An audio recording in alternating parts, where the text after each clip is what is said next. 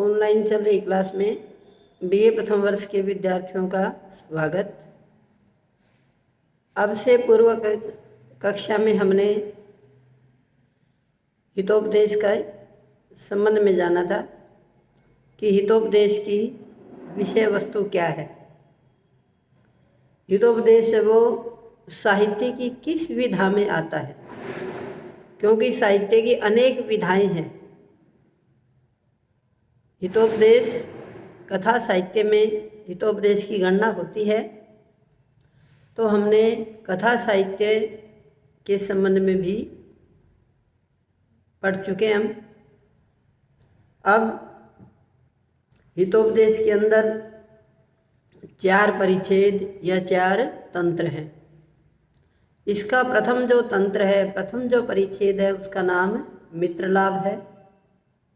जैसे कि इसके नाम जैसा नाम है वैसे ही नाम के अनुरूप क्या इसमें पात्रों के माध्यम से जो कथाएं प्रस्तुत की गई हैं, उन कथाओं में नीति की और उपदेशात्मक शिक्षाएं प्रदान की गई हैं।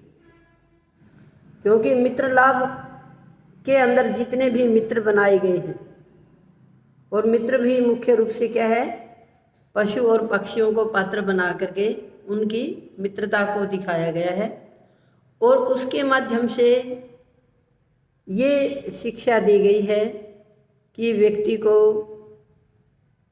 छोटी से छोटी और बड़ी से बड़ी सभी वस्तुओं की आवश्यकता होती है, और वो किस प्रकार बिना साधन होते हुए भी चतुरता से अपने कार्यों को संपन्न कर सकता है। क्योंकि हितोपदेश के जो रचयिता हैं पंडित नारायण शर्मा जी, उन्होंने इस हितोपदेश की जो रचना की है वो पंचतंत्र और दूसरे नीति ग्रंथों से सहारा लेकर के तथा स्वयं के श्लोकों की रचना करके भी क्या किया, इसकी रचना की है। हितोपदेश के अंदर जो मित्रलाभ है, मित्रलाभ में 9 कथाएं हैं। एक इसकी मुख्य कथा है, उस मुख्य कथा का संबंध अन्य दूसरी कथाओं के साथ भी है, अर्थात दूसरी कथाएं मुख्य कथा के इर्द गिर्द ही घूमती हैं, और मुख्य कथा में राजा सुदर्शन के मूर्ख पुत्रों की कथा है। इसमें वर्णन प्राप्त होता है कि भूमिका में कि पाटलिपुत्र के राजा सुदर्शन के पुत्र जो मूर्ख भी हैं और राजनीति की शिक्षा से भी विहीन हैं, उन मूर्ख पुत्रों को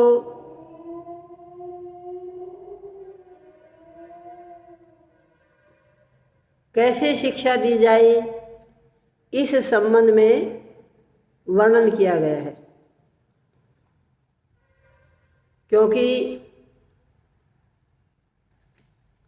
पंडित विष्णु शर्मा जी ने ये बीड़ा उठाया था कि वो राजा के इन मूर्ख पुत्रों को 6 मास में क्या कर देंगे, पारंगत कर देंगे।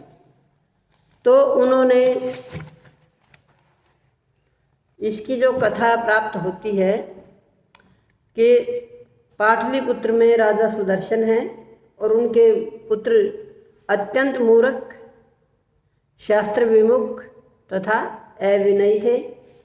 राजा उनको सुशिक्षित करने की चिंता करने लगे, क्योंकि राजा को जब एक दिन वो सभा में विद्यमान थे, उनको ज्ञात हुआ कि कुपुत्र के कारण संपूर्ण कुल का नाश हो जाता है।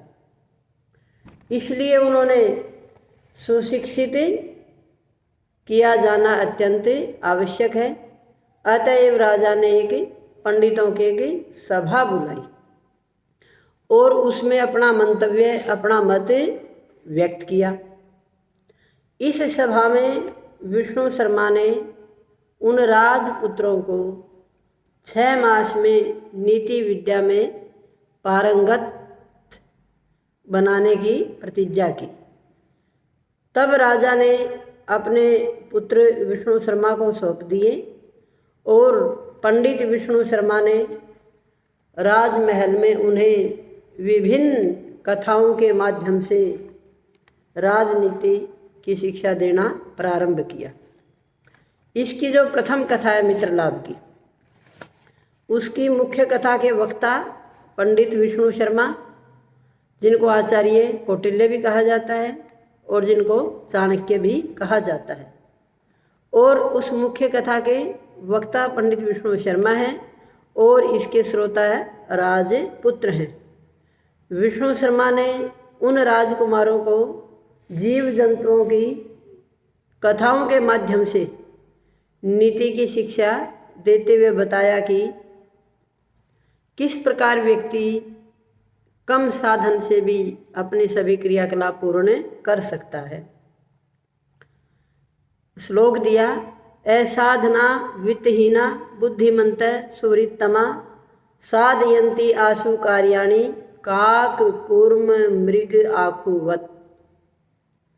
असाधना, साधनहीन होते हुए भी, वित्तहीना, धन से हीन होते हुए भी, बुद्धिमंत, लेकिन कैसे, बुद्धि संपन्न, सुरहितमा, अत्यधिक प्रिय मित्र, सुरहितमा अत्यधिक प्रिय मित्र, साधयन्ति आशु कार्याणि, आशु शीघ्र ही, कार्याणि अपने कार्यों को पूर्ण कर लेते हैं।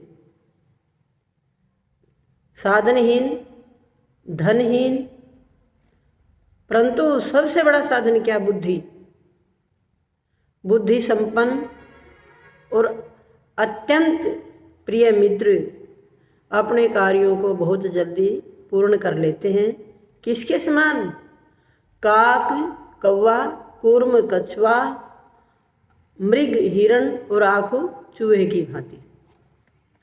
इस श्लोक को बता करके पंडित विष्णु शर्मा ने उन राजकुमारों में एक जिज्ञासा प्रकट की कि किस प्रकार से, मतलब आप भी नीति की शिक्षा को, राजनीति की शिक्षा को सीख सकते हैं।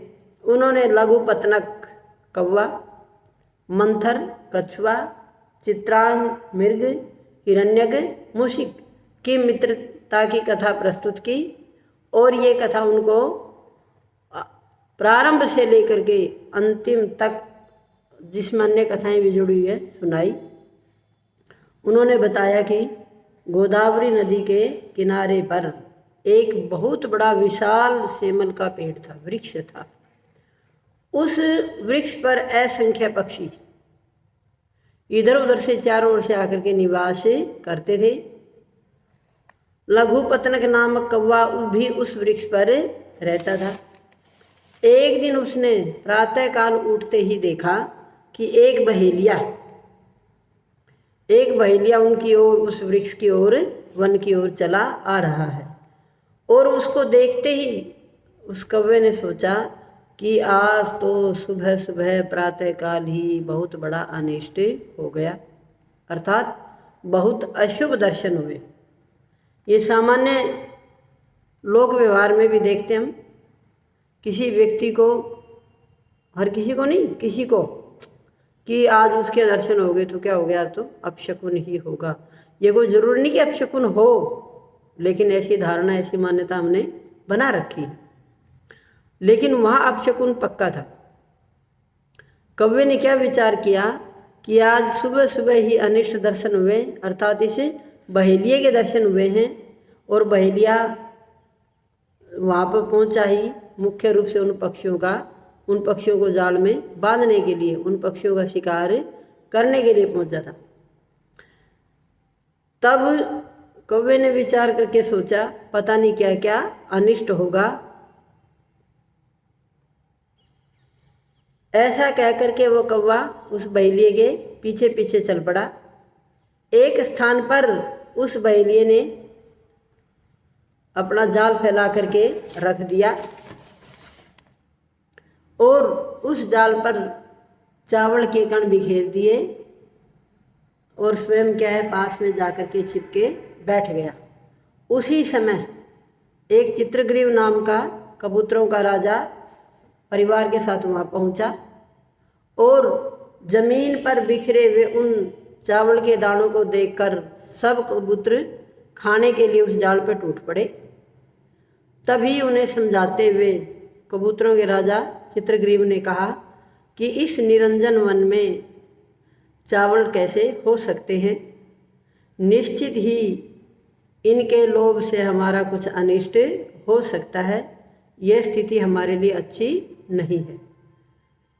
तो उन्होंने आगे सोने के कंगन के लोभ से जैसे एक पथिक की मृत्यु हुई, क्यों संभवतः हमारी भी वैसी अवस्था हो, ये कह करके उन पक्षियों को चावल के दाने चुगने के लिए मना किया। अर्थात अनिष्ट की संभावना देखते हुए उन्होंने उनको मना कर दिया, अर्थात आप भी ऐसा मत करो। इस कहानी का सार ये है कि व्यक्ति लालच में आकर के बिना विचारे किसी काम को ना करे, क्योंकि लालच से कुछ भी अनिष्ट होने की संभावना होती है। आगे की कथा हम बाद में पढ़ेंगे, बाद में प्रस्तुत करेंगे। तो आज ये मुख्य कथा थी जिसके माध्यम से शिक्षा दी गई है कि जहाँ कोई ना हो, किसी प्रकार की आशंका हो, ऐसे स्थान पर किसी काम को करने से पहले क्या है अनेक बार विचार करना चाहिए। धन्यवाद।